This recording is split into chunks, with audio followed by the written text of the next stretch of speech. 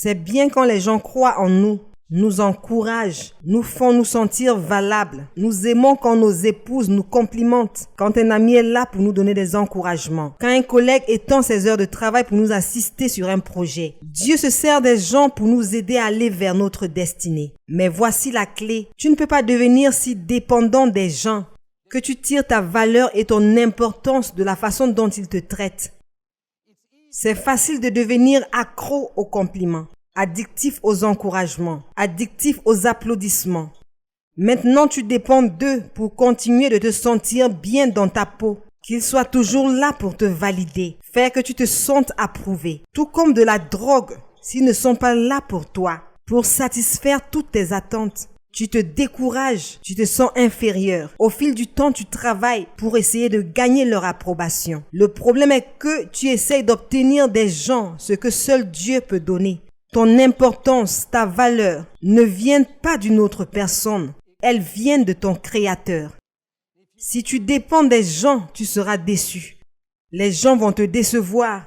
Les gens seront occupés et ne pas être là quand tu as besoin d'eux. Parfois, les gens vont même te tourner le dos. Dans les Écritures, Pierre était l'ami proche de Jésus. Ils étaient toujours ensemble jour et nuit. Mais au moment où Jésus avait le plus besoin de Pierre, quand il était sur le point d'être crucifié, Pierre a renié même le fait d'avoir connu le Christ. Jésus aurait pu se mettre en colère. Dieu, je ne le comprends pas. Pourquoi mon ami n'était-il pas là pour moi? Il aurait raté sa destinée. Arrête de compter sur les gens.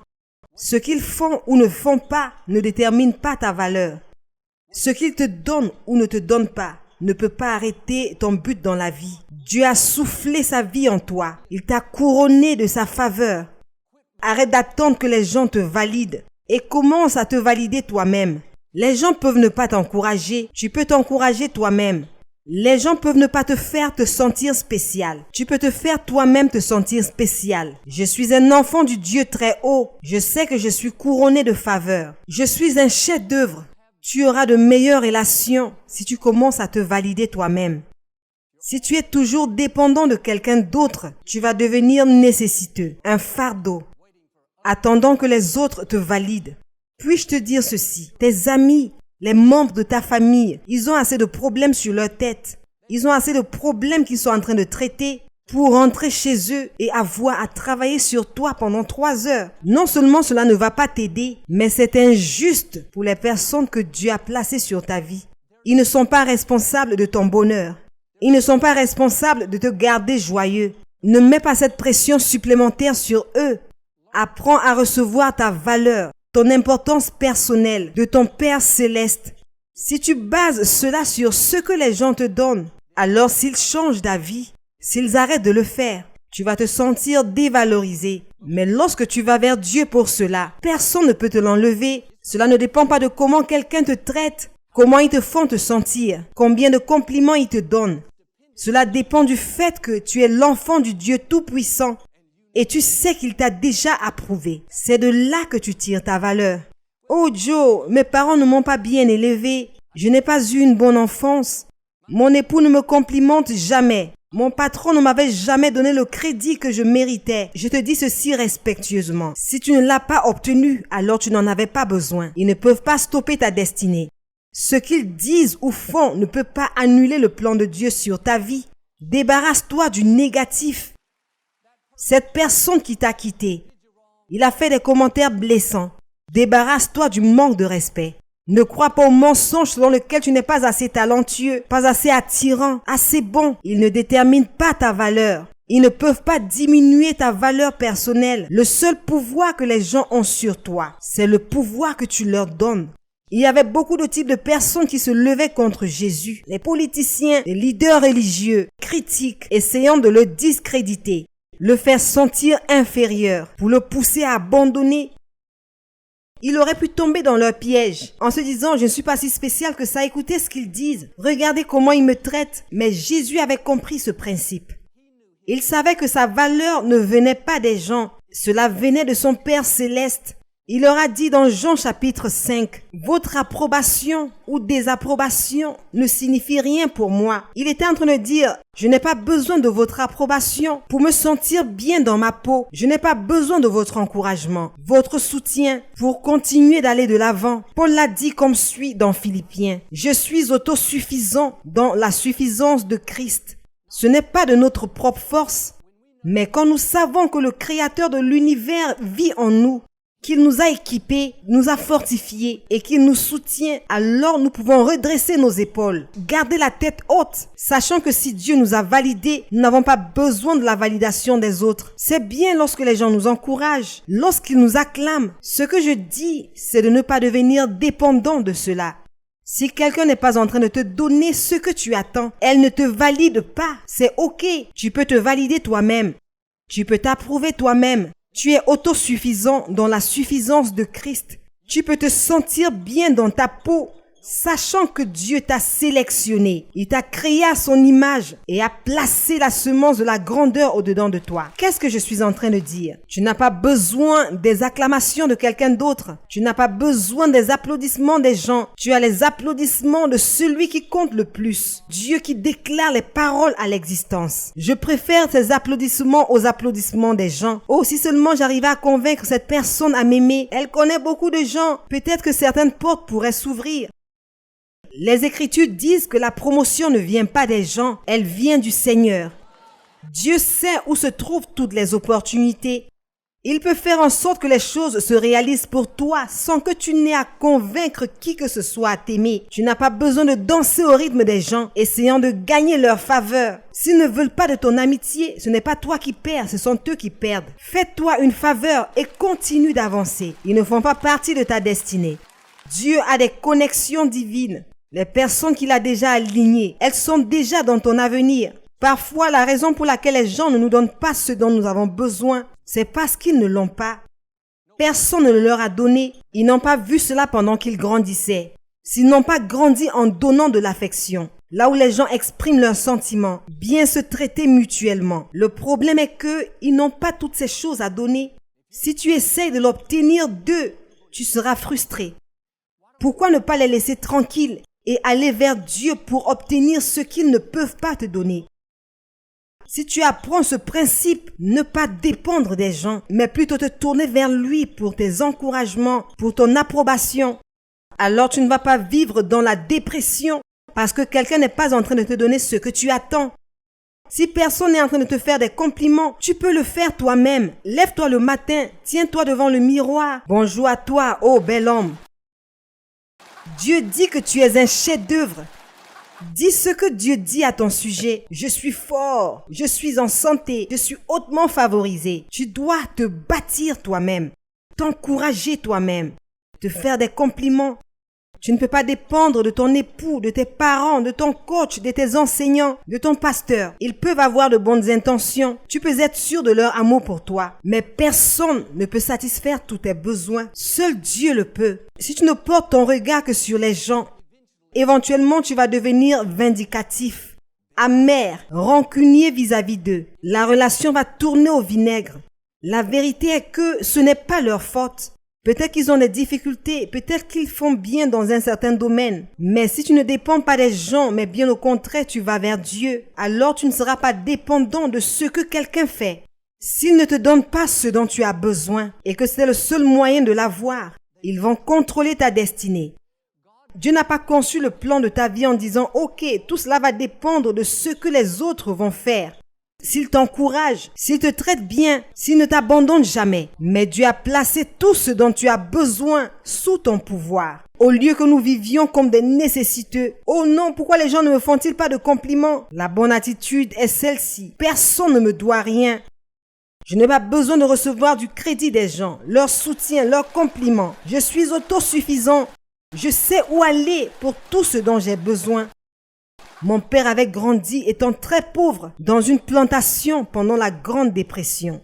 Il n'avait pas assez de nourriture, il n'avait pas de vêtements, une éducation limitée. C'était une enfance vraiment difficile.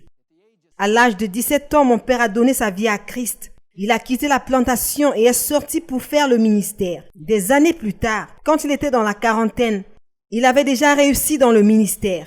Il a commencé à penser à la manière dont il avait été élevé, toutes les choses qu'il a dû endurer. Il se demandait pourquoi ses parents ne lui avaient pas donné une meilleure enfance. Pourquoi fallait-il qu'il reste affamé sans une bonne éducation? Tous ces souvenirs négatifs ont rempli sa pensée. Il a commencé à se dire, ça ce n'était pas juste. Ils auraient pu faire mieux. Ils ne m'ont pas donné ce dont j'avais besoin. Il était devenu tellement agité à ce sujet. Il était sur le point de retourner dans la ville de ses parents pour confronter ses parents, pour leur dire ce qu'il pensait. Juste avant qu'ils ne partent, il a entendu quelque chose au-dedans de lui disant, « Ils t'ont fait du mal, n'est-ce pas ?»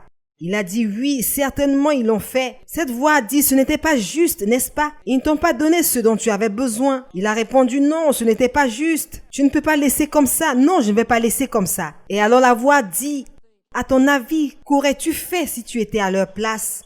Sans aucun revenu, avec les banques qui fermaient, personne pour acheter du coton, avec 6 enfants à élever, pas d'électricité, pas de machine à laver, pas de commodité des temps modernes.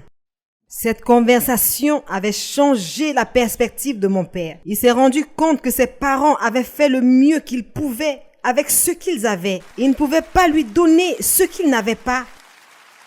Pourquoi ne laisses-tu pas tranquilles les personnes dans ta vie? Peut-être qu'ils ont fait du mieux qu'ils pouvaient. Ils ont peut-être dû prendre des décisions que tu n'as pas comprises. Tu as l'impression d'avoir été désavantagé, mais tu n'étais pas à leur place. Peut-être que personne ne leur avait donné ce qu'ils avaient besoin de te donner. En un mot, personne ne te doit rien. Dieu tient tous les registres. Il a vu tout ce qui s'est passé dans ta vie. Les injustices, les malheurs, les personnes qui t'ont fait du mal. Ces personnes ne peuvent pas te dédommager. Elles ne peuvent pas te restaurer. Dieu seul peut le faire.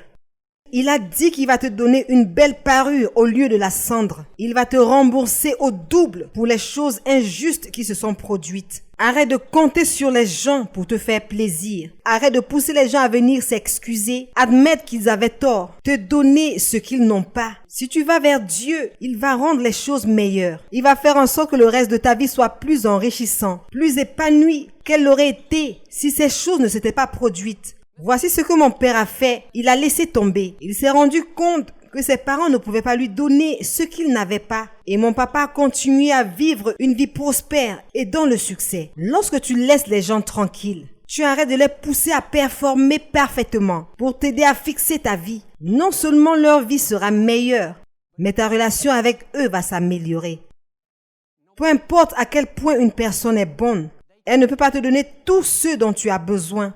J'ai réalisé que je ne pouvais pas satisfaire à tous les besoins de Victoria. Je peux faire de mon mieux, je peux lui faire des compliments, l'encourager, la traiter avec respect. Mais je suis humain, des limitations, des manquements. Si elle ne compte que sur moi, elle sera déçue. Mais si tu regardes à Dieu, tu ne seras jamais déçu. Personne n'a 100%. J'ai entendu dire que dans une relation, le mieux que l'autre personne puisse avoir, c'est 80% de ce dont tu as besoin. Il y aura toujours 20% qu'elle n'a pas à te donner. L'erreur que nous commettons, c'est de laisser les 80 et aller chercher les 20% auprès de quelqu'un d'autre. Le problème est que à la personne suivante, il va également manquer 20%. Je sais que certains sont en train de dire « Oh Joe, il manque à ma femme bien plus de 20%. » Pensez-y de cette manière. Si elle en avait plus, elle ne t'aurait pas épousé. Je suis du côté des femmes. Une partie de ces 20% qui me manquent et dont Victoria a besoin, c'est que je n'aime pas trop parler. Quand vous me voyez ici, vous me trouvez sociable. Mais en privé, je suis très calme et réservée. Le fait de beaucoup parler n'est pas l'un de mes favoris. Oui, à la maison, nous parlons, nous rigolons, nous nous amusons. Mais Victoria et sa famille peuvent parler pendant des heures. Ils aiment se retrouver ensemble. Un jour, nous avions déjeuné ensemble chez nous avec toute sa famille. Et environ 30 minutes après que j'ai fini de manger, je me suis excusée. Je suis allée derrière regarder un match de football. 3 heures plus tard, je suis revenue et ils étaient toujours assis autour de la table. Personne n'avait bougé. J'étais tellement étonnée. J'ai demandé, êtes-vous allé quelque part? Victoria a dit, non, nous sommes allés nulle part. Alors j'ai dit, de quoi parlez-vous? Victoria a dit, rien. Il passe bien plus de temps à parler de rien que toute autre personne que je connais. La clé pour une bonne relation, c'est de reconnaître les forces de l'autre personne et ses faiblesses, tout en lui permettant de rester la personne qu'elle est.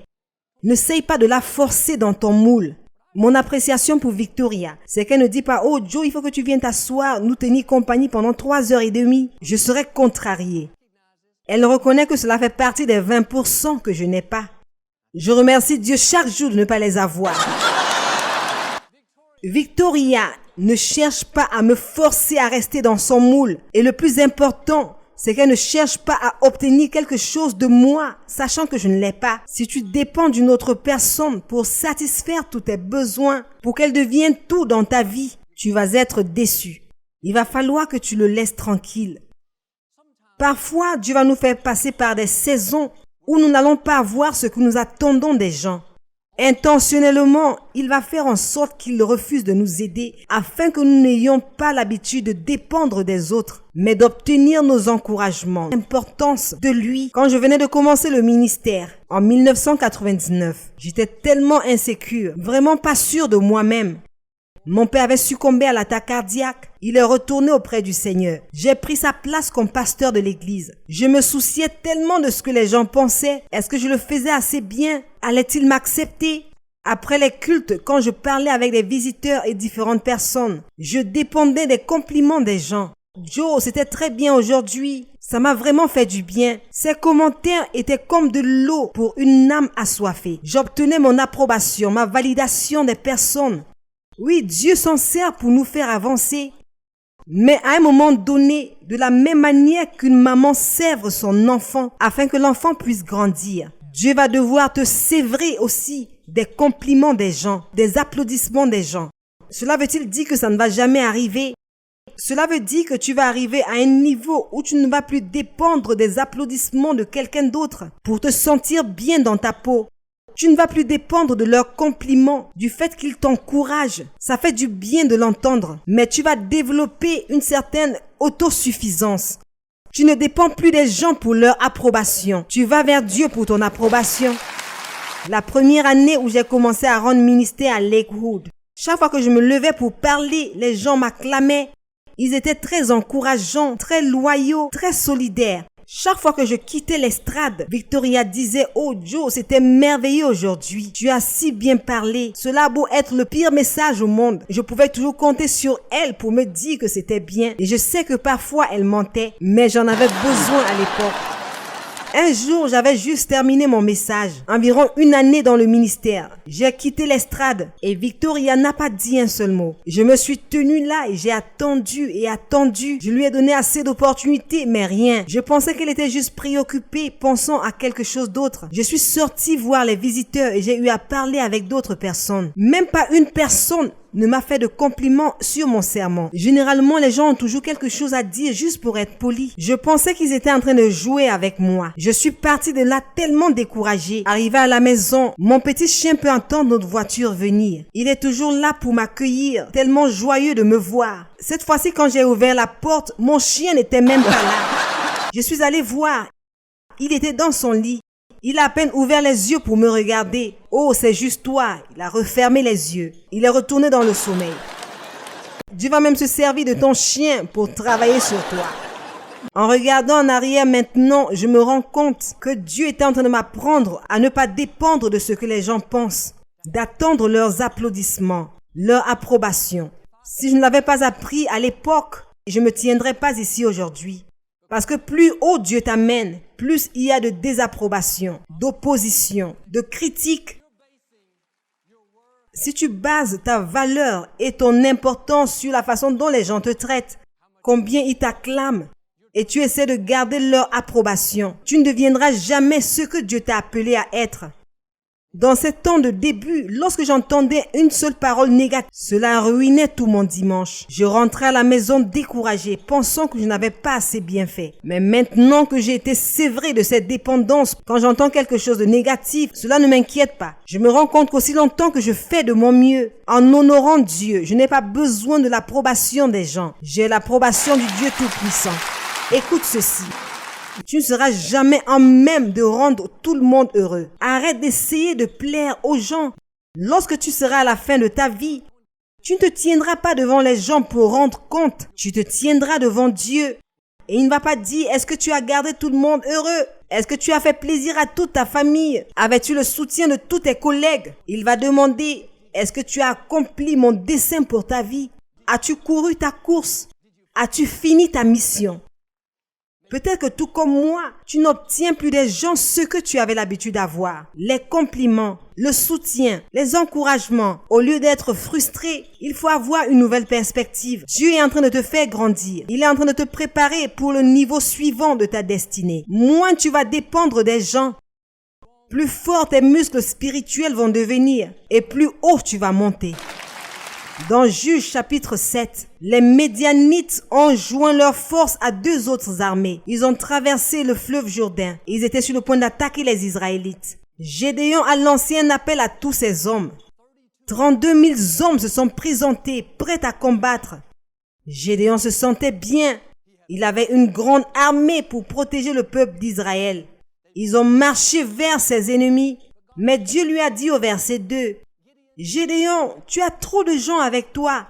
Si tu remportes la bataille, tu vas croire que tu l'as fait par ta propre force.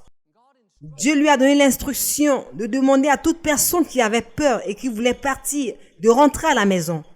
22 000 hommes se sont retournés pour partir. Il a perdu 2/3 de son armée. Je suis sûr que Gédéon s'est levé, il a dit, Dieu, est-ce que tu vois ce qui vient de se passer? Dieu a dit, oui, je l'ai vu. Mais Gédéon, il te reste toujours trop de personnes. Dieu a dit à Gédéon de descendre avec ses 10 000 hommes pour boire. Il devait les diviser en 2 groupes. Les hommes qui allaient boire en mettant leur bouche sur l'eau. Le deuxième groupe, c'était les hommes qui allaient se servir de leurs mains pour prendre l'eau, pour mettre dans leur bouche. 9 700 hommes ont placé leur bouche sur l'eau. C'était ça le groupe qui devrait rentrer à la maison. Juste seulement 300 hommes l'ont bu de l'autre manière. Son armée était passée de 32 000 à 300. Je peux imaginer Gédéon qui se disait, Dieu, j'étais confiant avec 32 000. J'étais un peu inquiet avec les 10 000. Mais maintenant, il me reste 300 hommes. C'est impossible. Dieu est en train de dire, Gédéon, tu n'as pas besoin de toutes les personnes dont tu penses avoir besoin. Tu dépends de bien trop de personnes. Dieu est en train de nous dire cela. Tu n'as pas besoin que tous tes collègues te soutiennent.